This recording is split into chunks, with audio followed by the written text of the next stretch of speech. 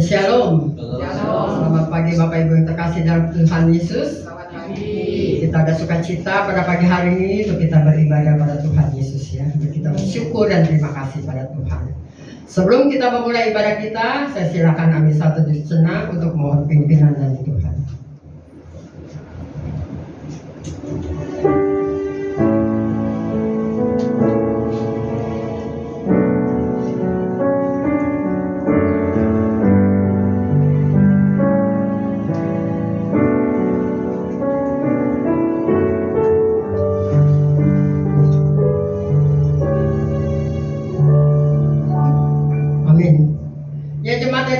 Saya undang untuk bangkit berdiri, kita nyanyikan pujian yang berjudul Hosana Puji Tuhan.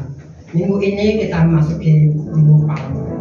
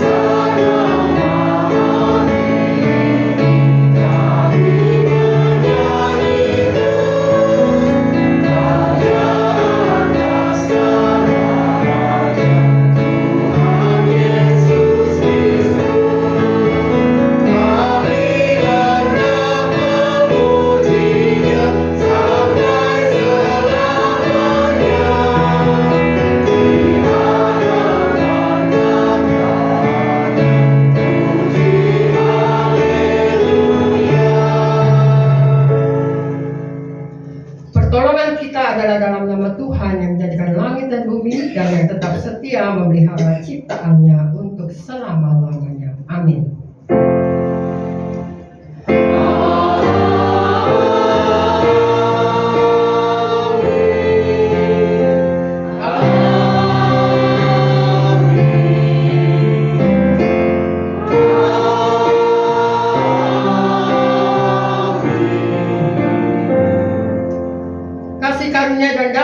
Dari Allah Bapa kita dan dari Tuhan Yesus Kristus menyertai saudara sekalian. Tuhan besertamu. Silakan kembali. Nats yang mengawali ibadah kita pada pagi hari ini diambil dari kitab Kejadian 12 ayat 4 dan 5. Lalu pergilah Abram kepada yang seperti yang difirmankan Tuhan kepadanya, dan Lot pun ikut bersama-sama dengan dia. Abram berumur 75 tahun ketika ia berangkat dari Haran. Abram membawa Sarai istrinya dan Lot, anak saudaranya, dan segala harta benda yang didapat mereka dan orang-orang yang diperoleh mereka di Haran. Mereka berangkat ke tanah Kanaan lalu sampai di situ. Kita akan masuk di doa pengakuan dosa. Kita nyanyikan pujian dari KJ 361, di salibmu ku sujud.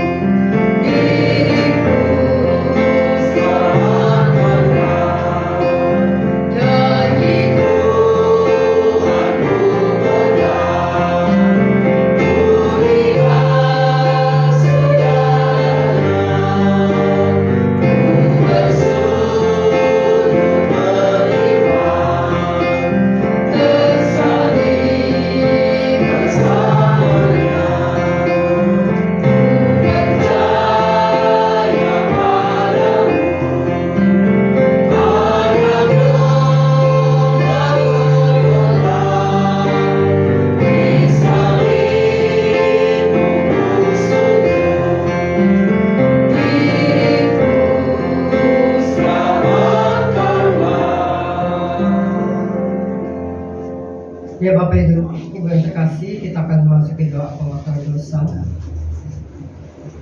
Kita bisa tulis sejenak untuk kita memohon pengampunan dari Tuhan Yesus. Karena kita percaya Tuhan hadir di tengah-tengah kita untuk Dia mendengar. Tuhan mendengar doa permohonan kita pada Dia.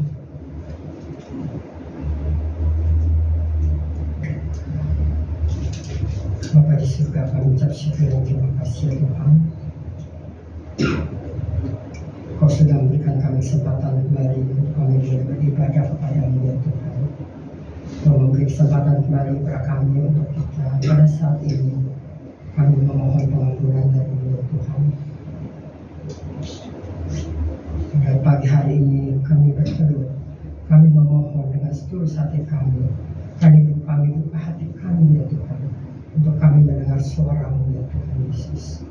Ampuni segala kesalahan kami ya Tuhan, yang sudah kami perbuat dengan sengaja maupun dengan tidak sengaja.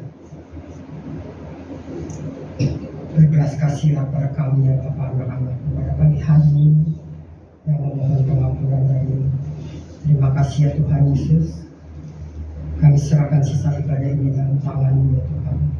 Sucikan dan kuduskan hati kami ya Tuhan, untuk kami boleh mendengar firman-Mu pada hari ini yang menyebabkan hamba-Mu menderita sudah tahu. Kau berkati beliau ya Tuhan untuk beritakan firman-Mu pada pagi hari ini. Terima kasih ya Bapa, semua ini kami serahkan di dalam tangan-Mu. Hanya di dalam nama Yesus kami berdoa dan ucap syukur. Haleluya. Amin. Ya, kita menyanyikan pujian.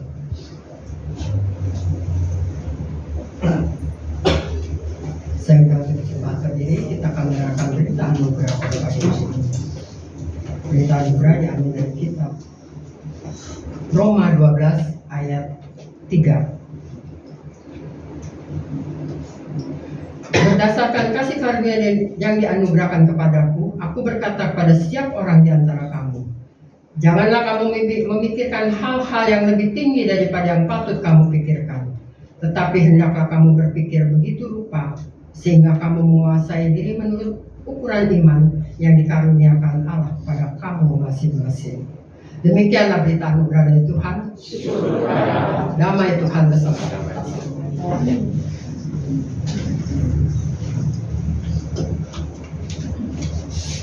Ya, masih dengan berdiri kita nyanyikan pujian nomor 218. Ku bersandar Tuhan.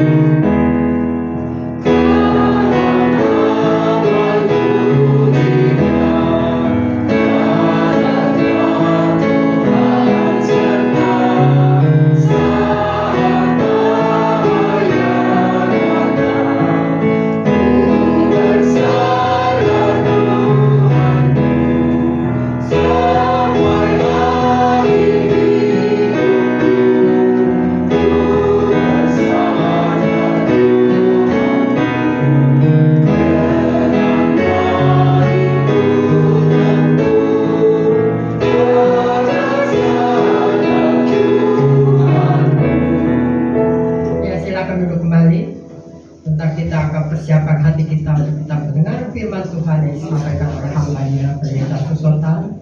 Tapi sebelumnya kita akan mendengarkan persembahan pujian dari vokal grup Dimas. Silakan.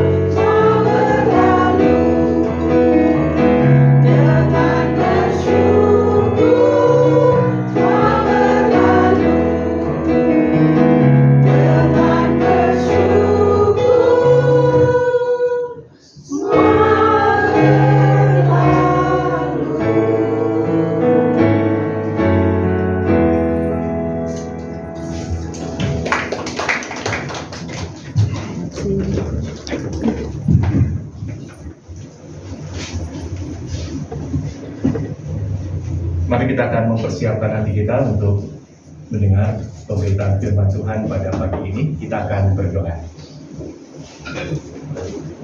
Kami bersyukur Bapa Surgawi, kesempatan yang kembali Tuhan anugerahkan bagi setiap kami pagi ini. Dalam ibadah yang kami ikuti bersama-sama, kami mendapat anugerah untuk bisa mendengar kembali pemberitaan firman Tuhan. Engkau berbicaralah kepada kami telah siap untuk mendengarkannya. Di dalam nama Tuhan Yesus, kami beralaskan doa kami. Amin. Kita akan membuka bersama-sama Alkitab kita dari Injil Yohanes pasal yang keempat. Injil Yohanes pasal yang keempat, ayat 46 sampai ayat yang ke-54.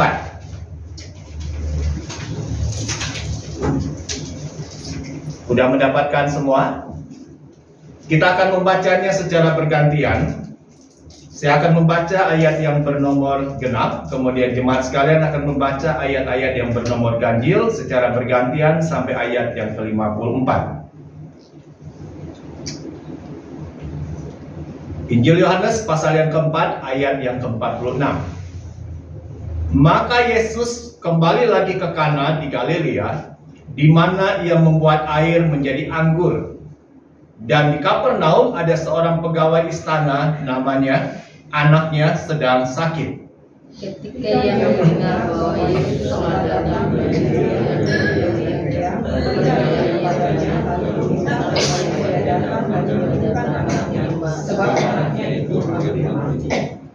Maka kata Yesus kepadanya, jika kamu tidak melihat tanda dan mujizat, kamu tidak percaya.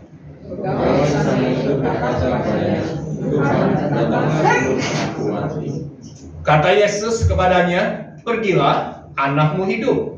Orang itu percaya akan perkataan yang dikatakan Yesus kepadanya, lalu pergi. Ketika ia masih berkata,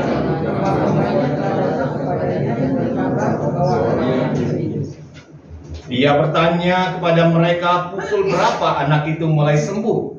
Jawab mereka, kemarin siang pukul 1 demamnya hilang.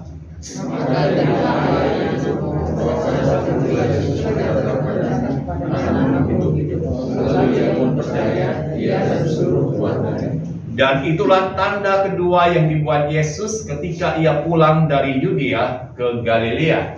Demikianlah firman Tuhan. Yang berbahagia kita yang membaca, merenungkan, yang melakukan firman itu dalam hidup kita. Hosiana. Hosiana, Hosiana, Hosiana.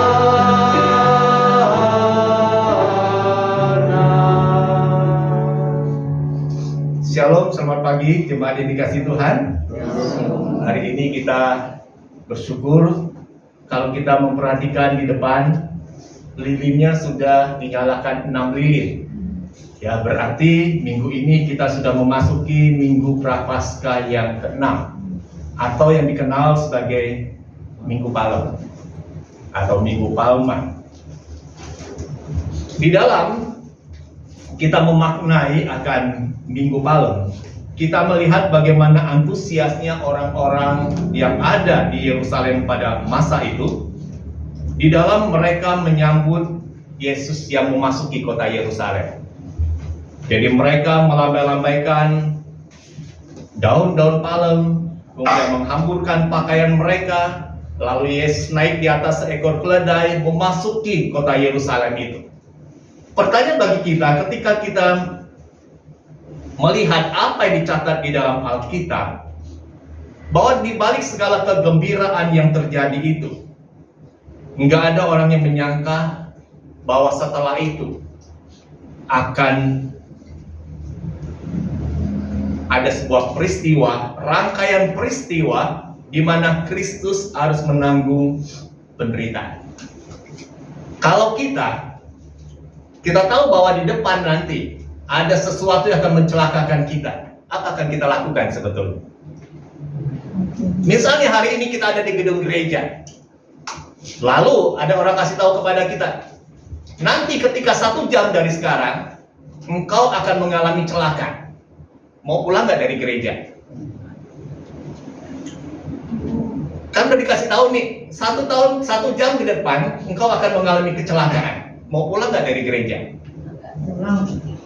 Kita nggak mau pulang. Kenapa? Terlalu berbahaya, betul? Lebih baik saya tunggu 1 jam di sini, nggak apa-apa. Terlambat sedikit pulang, yang penting saya aman. Saya beberapa hari yang lalu sempat bingung ya, ketika rombongan dari Villa Melati-Mas yang ikut acara retreat Usia Indah di Bandung. Saya pikir kenapa malam banget ya, udah hampir jam 10 sampai setengah 11 kok belum nyampe-nyampe di mobil.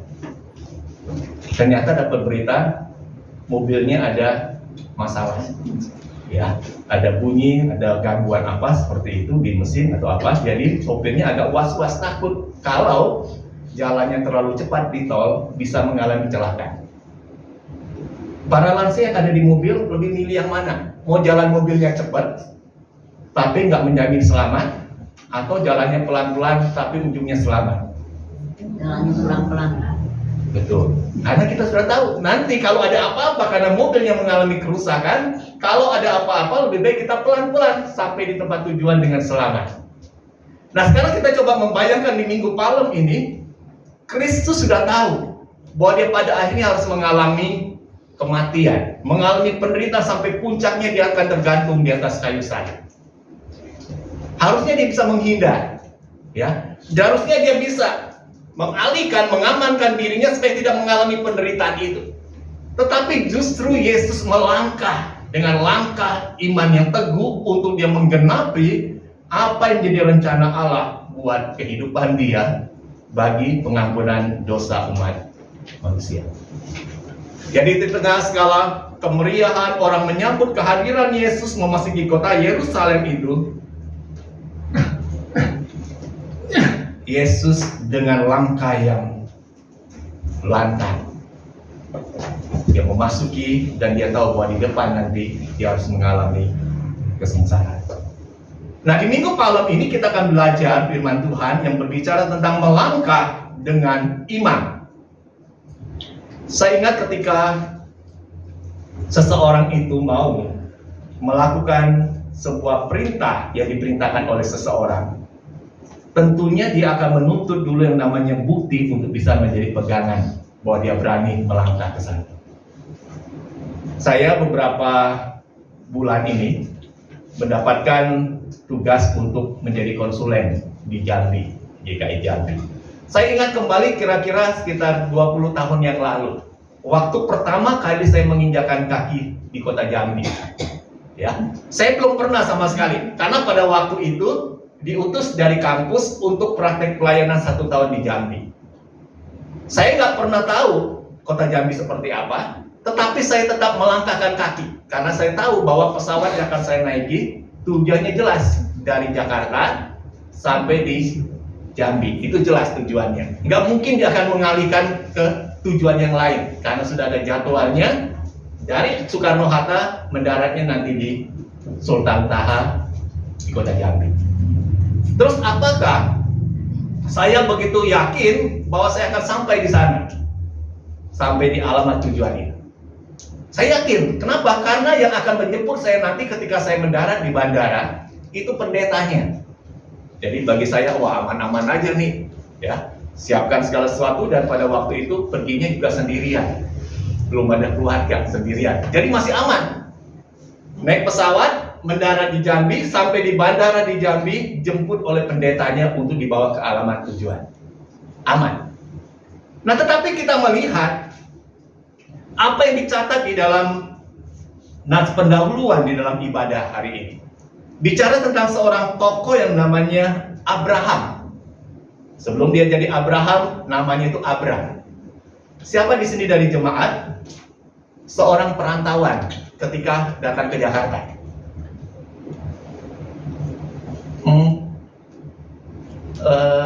Siapa di sini ya yang perantauan ya? Pak Rudi dah ya? Pak Rudi, waktu merantau dari Singkawang ke Jakarta, umur berapa? Umur berapa? 17-18 tahun. Masih muda atau longer? Oh, muda banget tuh, masih gagah perkasa, betul? Kalau dia masih gagah untuk pergi merantau ke tempat yang jauh, berani nggak? Masih berani, karena kita masih kuat, betul? Tapi kalau sekarang seorang itu udah umurnya di atas 70 tahun, disuruh untuk merantau, masih berani? Ya, berani. Mau ngapain merantau jauh-jauh, bawa badan sendiri pun udah susah, betul? Nah, tetapi dalam catatan kitab Kejadian dikatakan ketika Tuhan memanggil Abram itu bukan umurnya sweet 17, bukan masih muda. Umurnya berapa tahun dikatakan? 75 tahun. Siapa di antara jemaat yang hari ini hadir umurnya udah 75 tahun? Pak Maman udah umur berapa, Pak? Masih 60, Pak. Masih 50-an? 60-an, yang masih muda ya? Oke, yang umur 70-an? Oh, Ibu Sucen. Ibu Sucen umur berapa? 77. 77, wah, lebih dari Abraham. Nah, Ibu Sucen kalau udah umur segitu, mau ada keinginan untuk merantau nggak tempat yang jauh? Ya, karena badannya udah lemah. Tapi Abram dikatakan ketika dia berumur 75 tahun, Tuhan menyuruh dia keluar dari tanah kelahirannya untuk pergi ke sebuah tempat yang belum tahu tempatnya itu di mana yang akan dituju oleh Abram.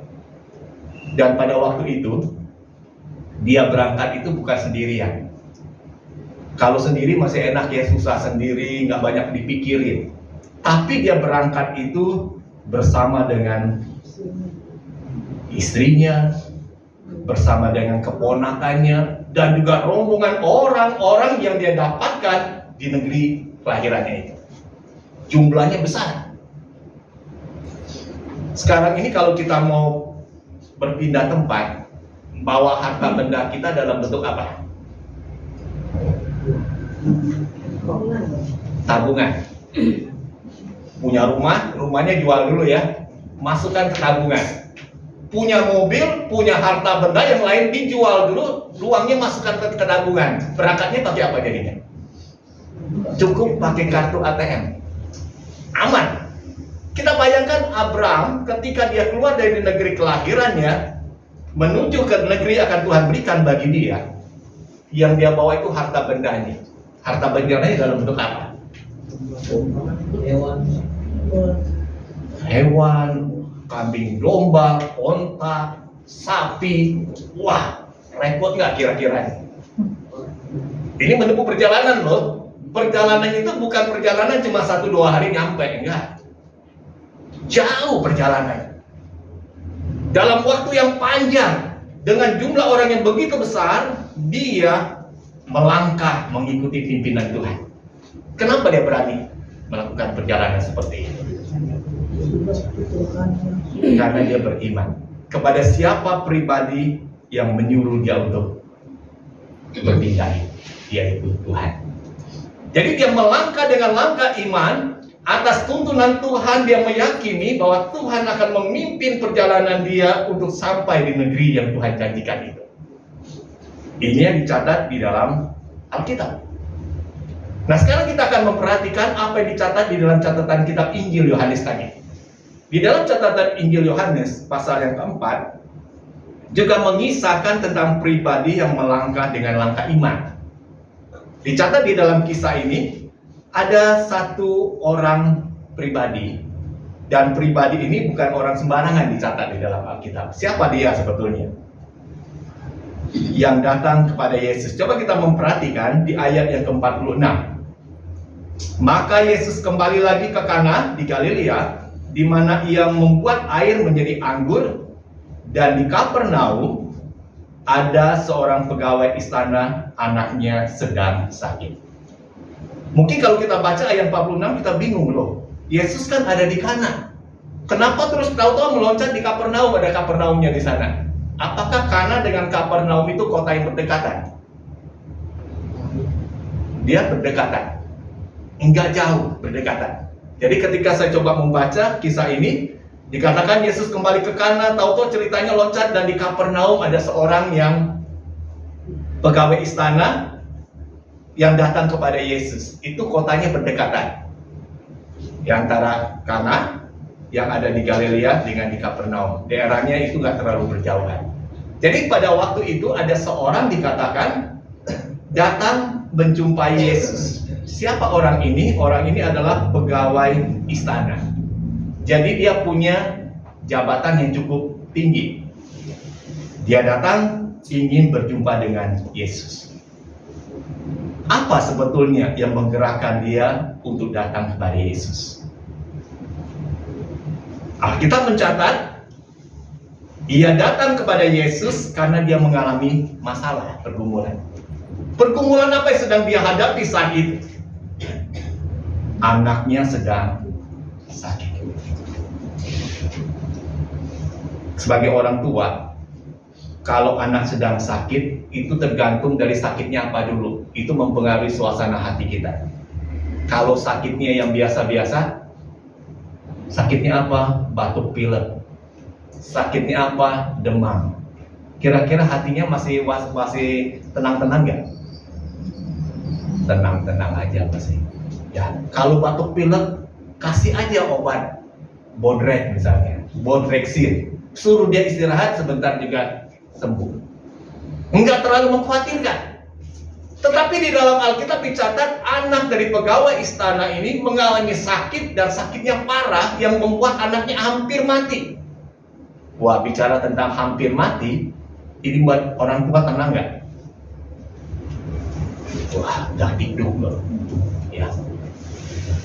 Jadi dia melihat kondisi anaknya pada waktu itu kondisi yang sangat memprihatinkan. Mungkin dia sudah melakukan berbagai macam usaha dan tindakan untuk mengobati anaknya biar anaknya sembuh. Tapi apa yang dia lakukan itu tidak membuahkan hasil. Sehingga pada waktu itu dia mendengar ada sosok pribadi yang mampu untuk menolong dia menyembuhkan anaknya itu. Jadi langkah yang dia ambil di ayat yang ke-47 disebut seperti ini. Ketika ia mendengar bahwa Yesus telah datang dari Yudea ke Galilea, pergilah ia kepadanya lalu meminta supaya ia datang dan menyembuhkan anaknya, sebab anaknya itu hampir mati. Jadi dia tahu bahwa Yesus ini pribadi yang dapat menolong dia. Dia melangkahkan kaki datang untuk berjumpa dengan Yesus, dan sebuah catatan yang dikatakan ia meminta supaya Yesus itu datang dan menyembuhkan anaknya. Permintaan yang wajar nggak ini? Wajar, ya. Sesuatu yang masuk di otak. Karena apa? Karena ketika Yesus datang, dia akan menjumpai anak ini, dan anak ini bisa dijamah oleh Yesus, bisa mengalami kesembuhan. Tetapi yang heran kalau kita lihat, pada waktu dia datang kepada Yesus, lalu apa yang Yesus katakan terhadap pegawai istana ini? Ibu Sucen pernah sakit nggak? Pernah sakit. Kalau sakit kemana? Kalau sakit ya istirahat. Cari dokter. Cari dokter ya, betul. Ya, kita pergi ke dokter, minta diperiksa oleh dokter. Sekarang kalau misalnya gini, Ibu Sucen ini sakitnya cukup serius nih sakitnya, sakit anak. Lalu cari-cari berita, dokter siapa yang paling pinter, paling jago untuk mengobati penyakit itu. Jadi ketika dicari-cari, ketemu tuh dokternya.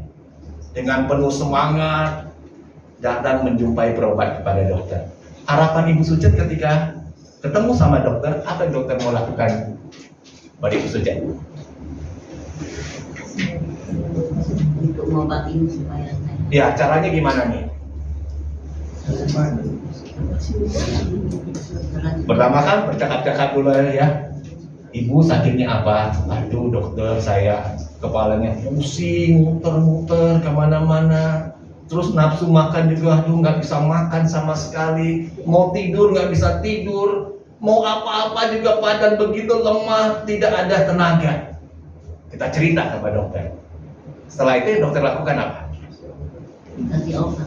Oh, belum kasih obat dulu. Diperiksa. Betul kan? Ibu silakan tidur di kamar periksa.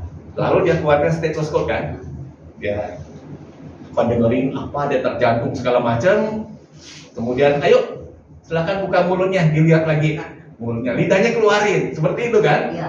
Setelah selesai ini dan itu, oke ibu silakan duduk lagi. Lalu dia kasih resep dokter. Nanti ibu obat ini datang ke apotek, ditebus, cara makannya seperti ini. Istirahat yang banyak, setelah itu ibu akan sembuh. Itu yang dilakukan. Dan si pegawai istana ini ketika dia berjumpa dengan Yesus, dia minta Yesus datang ketemu sama anaknya di rumah supaya anaknya bisa ditolong oleh Yesus. Tetapi apa yang terjadi waktu dia berjumpa dengan Yesus? Kita lihat ayat yang ke-48. Maka kata Yesus kepadanya, jika kamu tidak melihat tanda dan mukjizat, kamu tidak percaya. Ya inilah kecenderungan hati manusia. Lihat dulu tanda itu, bukti itu, baru saya percaya. Jadi ingatkan kepada pegawai istana ini, kalau kamu tidak melihat mukjizat dan tanda itu, kamu nggak akan percaya. Apakah itu berlaku atas pegawai istana ini? Ini kan ungkapan kata-kata yang diucapkan di hadapan pegawai istana. Apakah pegawai istana ini termasuk orang yang menuntut tanda seperti itu?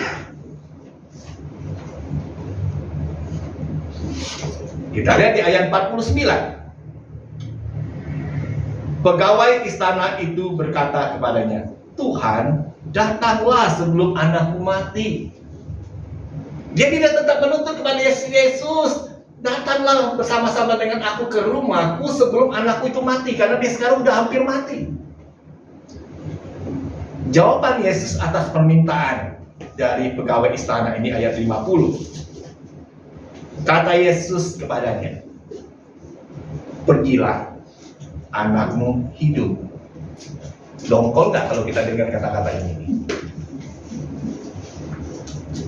Sama seperti kalau Ibu Suci tadi datang ke dokter, "Dok, saya ini pusing kepalanya, nggak bisa makan, mual, muntah terus, mau tidur nggak bisa tidur." Dan dokter bilang, "Udah Ibu pulang aja dah, Ibu sembuh." Dongkol nggak kira-kira? Dongkol loh. Udah bayar mahal, udah daftar bayar uang di sana, cuma ketemu lihat dokternya mukanya seperti ini, dia bilang suruh pulang. Sakit hati kita. Mungkin pulang kita ngomel-ngomel, "Dasar dokter nggak tahu diri nih. Saya udah jauh-jauh datang, cuma lihat mukanya doang, suruh pulang lagi." Ngomel kita sepanjang jalan. Nah, kita memperhatikan apa yang dikatakan oleh Yesus. "Pergilah, anakmu hidup." Apa respon dari pegawai istana ini? Dia sudah tahu anaknya hidup? Belum. Karena terpisah jarak. Anaknya ada di rumah, yang sebelum dia pergi menjumpai Yesus dalam keadaan hampir mati. Sekarang dia sudah dalam jarak beberapa waktu lamanya. Mungkin di pikiran si pegawai istana ini, "Waduh, anakku kayaknya udah mati ini sekarang." Dia sudah minta kepada Yesus, "Cepat-cepat datang ke rumahku menolong anakku supaya dia bisa hidup." Tetapi waktu dia berjumpa dengan Yesus, Yesus cuma katakan, "Pergilah, pulang ke rumahmu, anakmu hidup." Dia patut bisa ngotot kepada Yesus. Mungkin dia katakan, "Tuhan, aku kan minta kau datang sama-sama dengan aku." Bukan cuma berkata seperti itu. Tetapi kita lihat yang dilakukan oleh pegawai istana ini. Ayat 50 tadi dikatakan seperti ini. Orang itu percaya akan perkataan yang dikatakan Yesus kepadanya, lalu pergi. Mulai dulu dengan kata apa? Percaya. Yesus ngomong apa? "Aku percaya." Lalu karena dia percaya, dia mewujudkan itu dengan melangkah pulang ke rumahnya. Waktu dia melangkah pulang, dia berjumpa dengan hamba-hambanya yang datang dari rumah, ingin memberitahukan sebuah berita penting kepada pegawai istana ini. Jadi pada waktu pegawai istana ini dalam perjalanan pulang dan para hamba-hambanya datang menjumpai dia, ketemu di tengah perjalanan. Disebutkan di ayat yang ke-51. Ketika ia masih di tengah jalan, hamba-hambanya telah datang kepadanya dengan kabar. Kalau menurut Bapak Ibu, di pikiran kita, kabarnya apa? Betul, ini kan hampir mati. Belum diapa-apain, pasti dalam pikiran kita, "Batu, pasti kabar duka nih. Mungkin disampaikan anakmu udah mati." Seperti itu ya. Tapi berita yang dia dengar itu di luar dari apa yang menjadi pemikirannya. Disebutkan berita yang dia terima itu seperti ini, bahwa anaknya hidup. Yesus belum berjumpa dengan anak itu. Yesus cuma ngomong, berkata, "Anakmu hidup." Dan itu terjadi. Jadi waktu hamba pegawai istana mendengar kabar bahwa anaknya hidup, dia tanya lagi. Dia tanya kepada mereka, pukul berapa anak itu mulai sembuh? Jawab mereka, "Kemarin siang pukul 1 demamnya hilang." Wah, berarti perjalanan lumayan juga ya. Kemarin disebutkan, kemarin siang sekitar pukul 1 demamnya itu hilang. Jadi si pegawai istana mulai ingat, Bahwa pada saat itulah Yesus berkata kepadanya, anakmu hidup. Lalu ia pun percaya, ia dan seluruh keluarganya. Jadi catatan kitab Injil mencatat bahwa pada akhirnya apa yang dikatakan oleh Yesus itu terjadi. Anak yang hampir mati ini hidup kembali. Luar biasa. Bagaimana ketika kita coba mempraktikkan dalam realita hidup kita? Melangkah dengan iman itu memang sangat penting dalam hidup kita sebagai anak-anak Tuhan di zaman sekarang ini. Kita kan nggak tahu ke depan itu apa yang akan kita alami. Tetapi yang kita yakin dan percaya ada Tuhan yang menyertai kita. Jadi kita melangkah menjalani hari-hari kehidupan kita meskipun banyak hal tantangan di depan, tetapi kita meyakini ada penyertaan Tuhan dalam kehidupan kita.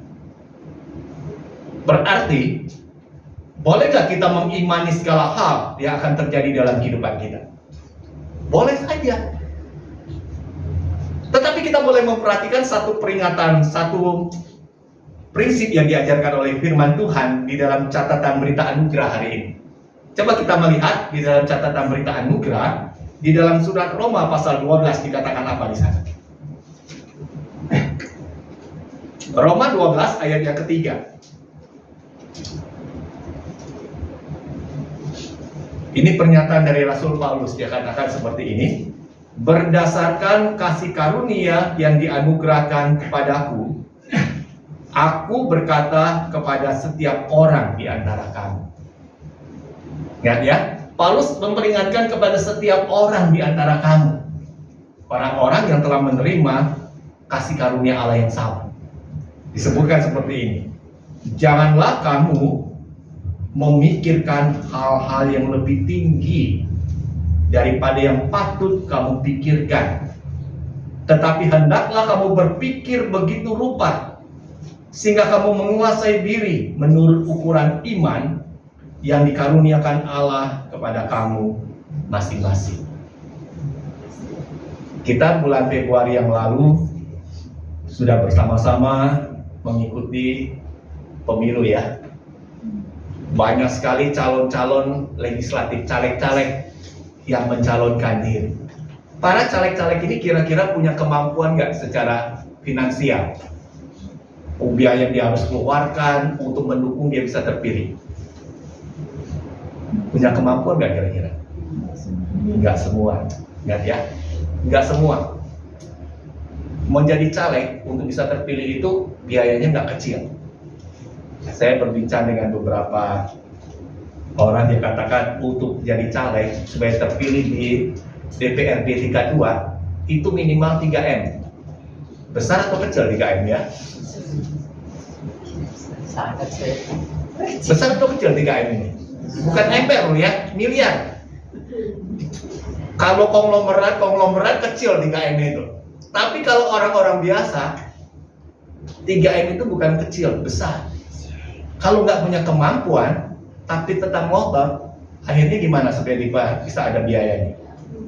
Pinjol, pinjaman online, utang sana utang sini, betul? Yang penting dapat uangnya, mencalonkan diri, siapa tahu bisa menang. Menjamin nggak dia menang? Nggak jamin. Banyak yang udah selesai pemilu, stres, sakit jiwa. Makanya rumah sakit jiwa itu lagi dipersiapkan dulu sebelum pelaksanaan pemilu supaya untuk caleg-caleg yang stres ini udah uang keluar banyak, kalah lagi, beban hutang harus dia bayar. Kenapa pemikiran dia? Wah, berangan-angan begitu tinggi, ingin mendapatkan sesuatu yang besar, tapi nggak sesuai dengan apa yang patutnya dia pikirkan. Bisa nggak hal ini terjadi dalam hidup orang percaya? Bisa. Ambil contoh seperti ini. Kalau kita misalnya menjadi seorang karyawan, pegawai, kita dapat gaji sebulan itu misalnya, sekarang berapa ya gaji pegawai ya? Pak Rudi, kalau sekarang karyawan seperti itu gajinya berapa ya? Berapa? Oh my, 20.000. Kecil banget. Pak Rudi, sekarang berapa satu pegawai biasanya? Karyawan kantoran? 4 jutaan ya? Oke, misalnya 4 jutaan dia dapatnya.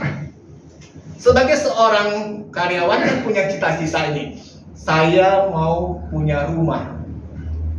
Ya, saya punya rumah. Saya mengimani bahwa Tuhan akan memberikan saya rumah, meskipun saya harus mencicil dengan KPR. Punya iman, oke, punya iman. Tetapi sesuai nggak iman yang harusnya kita miliki? Berarti kalau misalnya kita mau ambil rumah, rumahnya kisaran harga berapa? Kalau gaji sebulan 4 juta.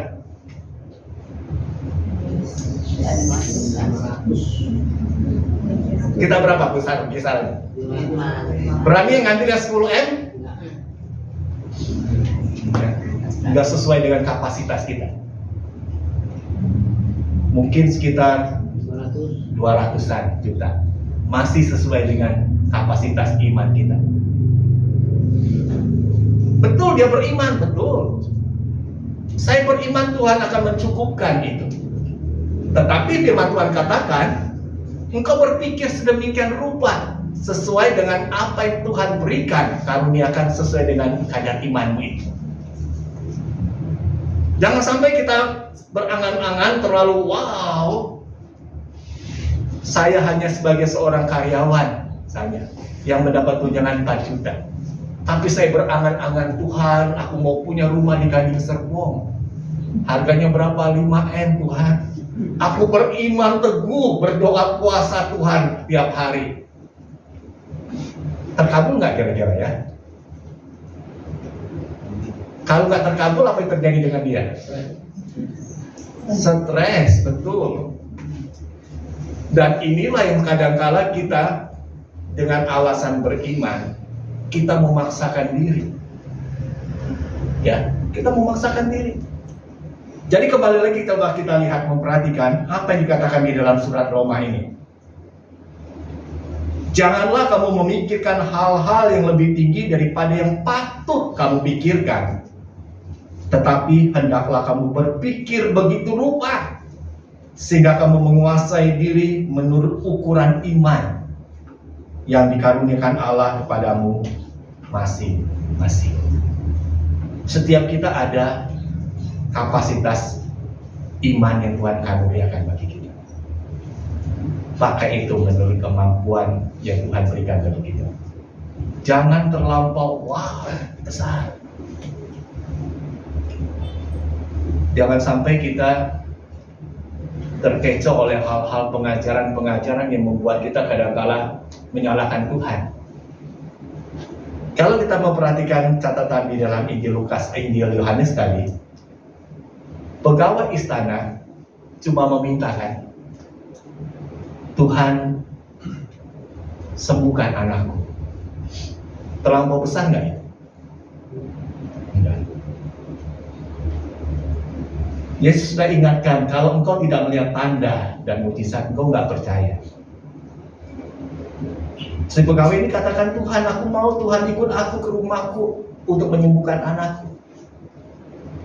Yesus mengatakan, pergi, pulang ke rumah, anakmu sembuh, anakmu sudah hidup.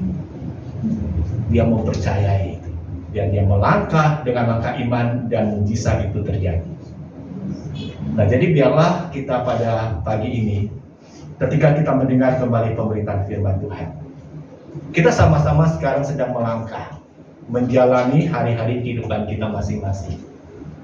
Kita nggak tahu tantangan apa yang akan Tuhan perhadapkan kepada setiap kita. Tantangannya berbeda untuk setiap pribadi. Tetapi kita diberikan kemampuan kadar iman yang sesuai dengan kemampuan kita. Jadi kita melangkahlah dengan langkah iman bahwa Tuhan menyertai, sehingga ketika sesuatu yang akan kita dapatkan pada akhirnya tidak membuat kita pada akhirnya lupa diri, tidak membuat kita pada akhirnya kecewa dan menyalahkan Tuhan. Tapi ketika kita melangkah dengan langkah iman, setiap pencapaian apapun yang dapat kita capai, itulah yang terbaik yang Tuhan berikan bagi setiap kita. Amin. Firman Tuhan, kita mau berdoa. Tuhan, terima kasih kami boleh mendengar kembali firman-Mu pada pagi ini. Biarlah apa yang boleh kami dengar ini mengajar kami kembali bahwa dalam hidup yang kami jalani, bukan hanya sekedar kami menuntut bukti, tanda dalam hal mujizat, dalam hal tanda-tanda ajaib dan besar yang boleh kami lihat. Tetapi bagaimana kami melangkah dengan iman itu, percaya bahwa Tuhan ada menyertai kami. Untuk itu Tuhan, biarlah Engkau pimpin langkah hidup kami hari demi hari di depan, dengan berbagai macam tantangan, kesulitan yang akan menghadang kami. Tetapi kami melangkah dengan sebuah keyakinan bahwa Tuhan menyertai kami. Untuk itu kami berdoa bagi setiap kami yang hari ini hadir dalam ibadah, apapun yang menjadi pergumulan yang sedang kami hadapi sekarang ini, teguhkanlah akan iman percaya kami kepada Tuhan Yesus. Kami berdoa yang sedang bergumul karena kelemahan tubuh, karena sakit penyakit yang dialami. Tuhan, biarlah Engkau beranugerah untuk menyatakan kuasa-Mu. Dan kami beriman bahwa Tuhan sanggup untuk memberikan yang terbaik bagi setiap kami. Berkati juga untuk pergumulan kami dalam usaha pekerjaan, dalam kehidupan berkeluarga, untuk masa depan anak-anak kami, ataupun ketika kami bergumul untuk kehidupan kami, di dalam kami akan melangkah untuk menggapai cita-cita kami. Tuhan, kami juga berdoa buat kehidupan kami bergereja di tempat ini. Biarlah Engkau juga kiranya menolong kami ketika kami akan mengembangkan akan gereja ini. Banyak hambatan, banyak tantangan yang mencoba untuk menghalangi itu. Tetapi kami tetap meyakini adanya penyertaan Tuhan dalam kami menjalankan panggilan kami melalui gereja-Mu ini. Juga kami bersyukur Tuhan buat apa yang boleh kami lakukan dalam kehidupan kami berbangsa dan bernegara. Untuk pemilu yang sudah kami jalankan, dan sekarang ini kami akan mempersiapkan untuk peralihan di dalam masa-masa transisi, peralihan kepemimpinan. Biarlah semuanya juga boleh berjalan dengan kondusif dan aman. Dan terlebih lagi ketika kami akan melaksanakan perpindahan ibu kota negara, Tuhan kira juga menolong sehingga melalui kebijakan untuk memindahkan ibu kota negara itu boleh membawa kemajuan yang lebih nyata bagi bangsa ini. Terima kasih Bapa. Inilah doa syafaat kami yang kami peralaskan hanya di dalam nama Tuhan Yesus yang telah mengajar kami dengan doa Bapa kami. Bapa kami yang di surga, dikuduskanlah nama-Mu, datanglah kerajaan-Mu, jadilah kehendak-Mu di bumi seperti di surga. Berikanlah kami pada hari ini makanan kami secukupnya, dan ampunilah kami atas kesalahan kami, seperti kami juga mengampuni orang yang bersalah kepada kami. Dan janganlah membawa kami ke dalam pencobaan, tetapi lepaskanlah kami daripada yang jahat, karena Engkau yang punya kerajaan dan kuasa dan kemuliaan sampai selama-lamanya. Amin.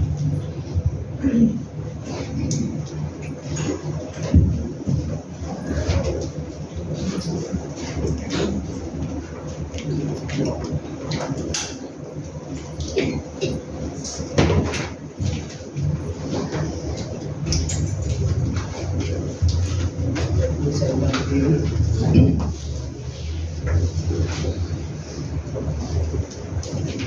kiranya kita bersama dengan umat Allah di masa lalu, masa kini, dan masa depan mengingat pengakuan pada baptisan kita menurut pengakuan iman rasuli.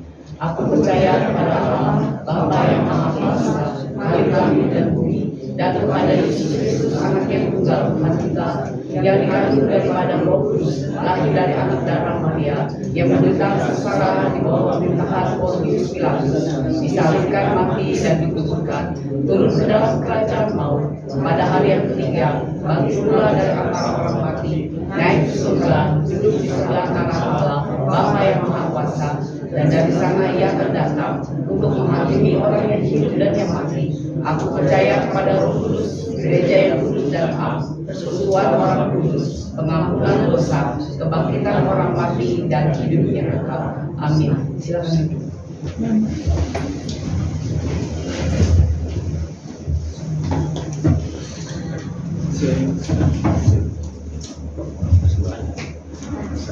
Izin untuk firman Tuhan. Terima kasih karena sesuatu yang sudah Bapak kumpul Tuhan pada pagi hari ini. Tiba saatnya kita akan memberikan persembahan. Nat persembahan yang dari kitab Mazmur 115 ayat 11 sampai 13. Hai orang-orang yang takut akan Tuhan, percayalah kepada Tuhan. Dialah pertolongan mereka dan perisai mereka. Tuhan telah mengingat kita.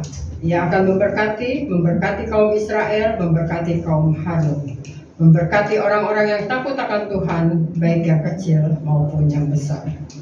Kita menyanyikan pujian persembahan dari KPPK nomor 347, yang pandai sembah ilmu.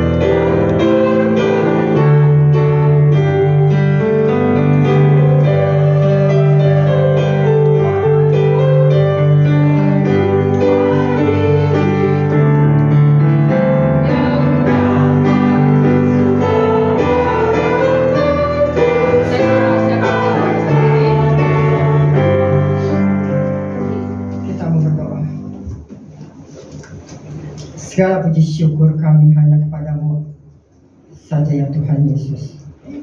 Oleh karena kasih dan kenyataanmu sudah kami terima dan menikmati hingga saat ini.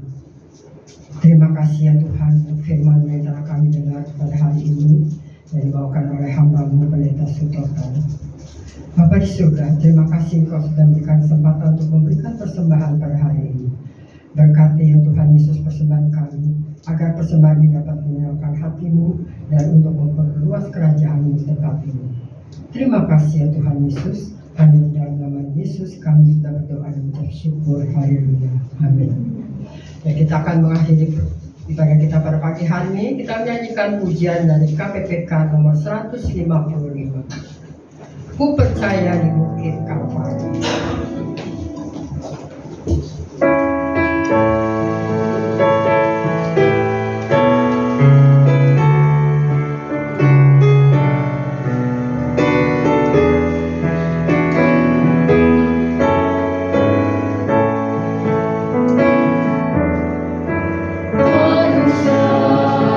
Manusia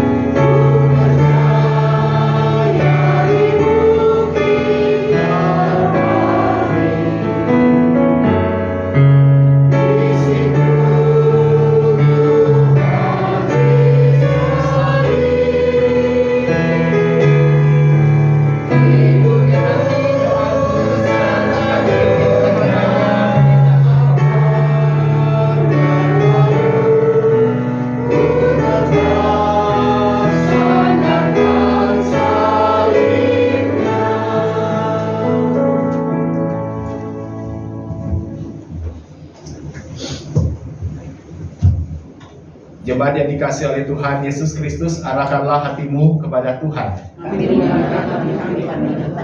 Jadilah saksi Kristus, terpujilah Tuhan, dan terimalah berkat Tuhan. Tuhan memberkati engkau dan melindungi engkau. Tuhan menyinari engkau dengan wajah-Nya dan memberi engkau kasih karunia. Tuhan menghadapkan wajah-Nya kepadamu dan memberi engkau damai sejahtera. Amin.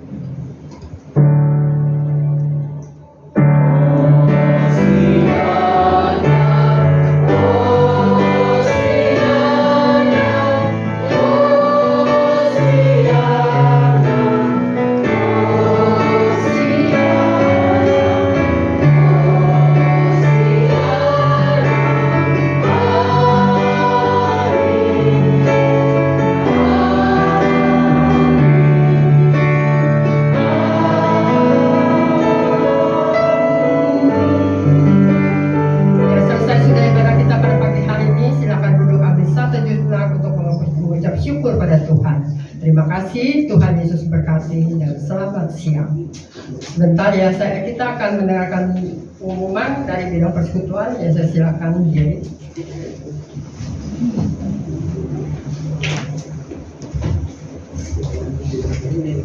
Selamat pagi Bapak Ibu semuanya. Saya mau mengingatkan kembali Jumat Agung minggu ini tanggal 29 itu kan Jumat Agung.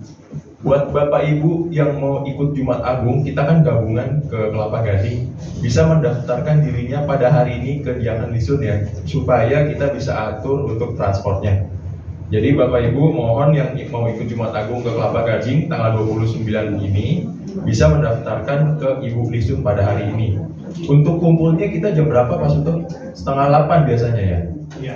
7:30 kita kumpul di gereja ya. Nanti siap-siap. Oh jam 7. Kita kumpul di gereja jam 7 karena 7:30 kita akan berangkat. Ya Bapak Ibu, itu pengumuman yang pertama. Pengumuman yang kedua, pada hari Rabu ini kita akan mengadakan baca gali Alkitab kembali. Jadi bertepatan dengan Rabu Abu Bapak Ibu. Enggak, maksudnya jadi Rabu ini kita akan baca gali Alkitab ya. Temanya nanti apa? Nanti saya infokan di grup ya. Cuma kalau untuk Kamis Putihnya kan kita di Zoom by Zoom ya, via Zoom seperti biasa ya. Kemudian pengumuman yang ketiga, kita kan sudah saya infokan minggu lalu akan mengadakan retreat di Puncak Kana. Ya, jadi buat Bapak Ibu yang mau mengikuti retreat tanggal 15 sampai 17 Juni 2024, mohon mendaftarkan dirinya segera ke Ibu Lanye atau ke Ibu Lisun. Ya, karena pendaftaran akan kita tutup 21 April atau kurang lebih 4 minggu dari sekarang. Ya, kita akan mengadakan ibadah gabungan di sana Bapak Ibu. Jadi hari Minggu tidak ada ibadah di sini, kita akan ibadah bersama-sama di Puncak Kana. Ya, sekali lagi buat Bapak Ibu yang mau mendaftarkan diri untuk retreat tanggal 15 sampai 17 Juni di Puncak Kana, bisa mendaftarkan diri ke Ibu Lanye atau ke Diakan Lisun. Biayanya 350.000 per orang. Buat Bapak Ibu yang mungkin kayaknya 350.000 langsung sayang uangnya gitu ya, mau nabung dulu tiap minggu ke Ibu Lanye boleh. Ya, yang penting 350.000.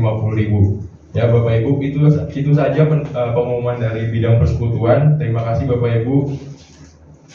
Oh iya, ada yang baru pertama kali hadir, boleh berdiri Bapak? Boleh disebutkan namanya siapa Pak?